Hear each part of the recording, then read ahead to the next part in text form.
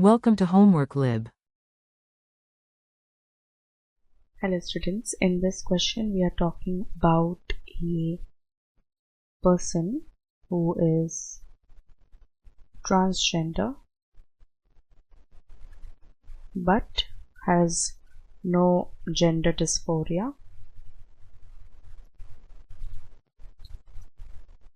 So do we think, what has been asked in the question is, do we think that the insurance coverage should be extended to cover the cost associated with the physical transition? Now coming to this person specifically, that is Selden, who is a transgender, does not suffer from dysphoria. The transition period or gender dysphoria can set in at any period of life. Just like any disease does, the insecurity with one's own body can set in at any stage of life.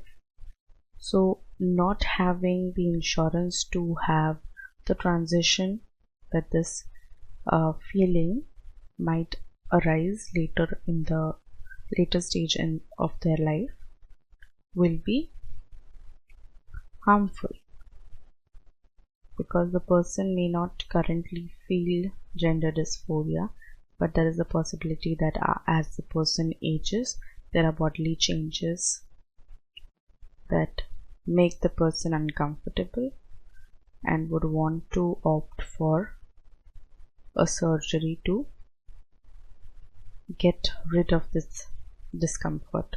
So that is a possibility that can happen in the future. Just like any insurance cover that considers a possibility of having the disease developed in the later stage of life, this is also a possibility that can arise in the later stage. And in some cases what happens is the person might not even realize that they're suffering from gender dysphoria until late in their life. So it is always better to have something than to not have and later need it.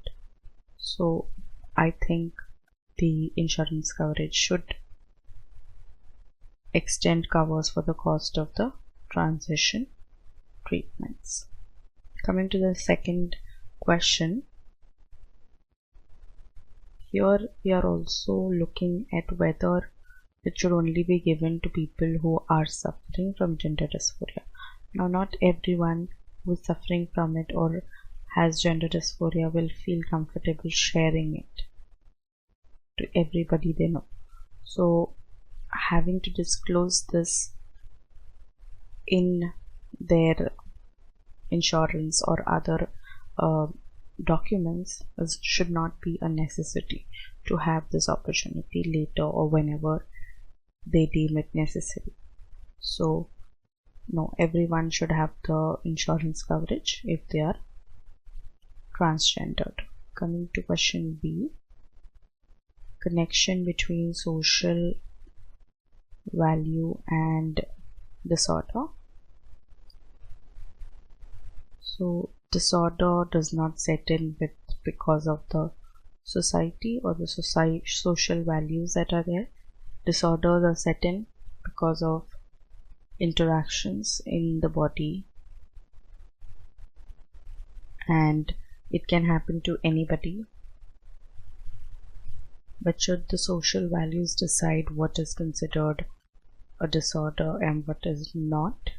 Not necessarily, because social values are based on or has occurred as a general understanding of life in the people, amongst the people, which should not be a Bible to decide if whether or not something is a disorder or not.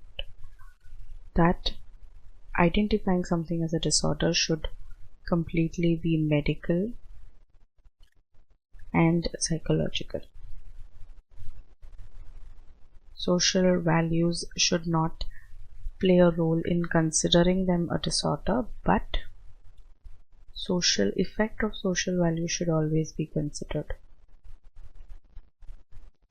So if we are to ask whether social value will have or disorders will have a dependency on social value, it will.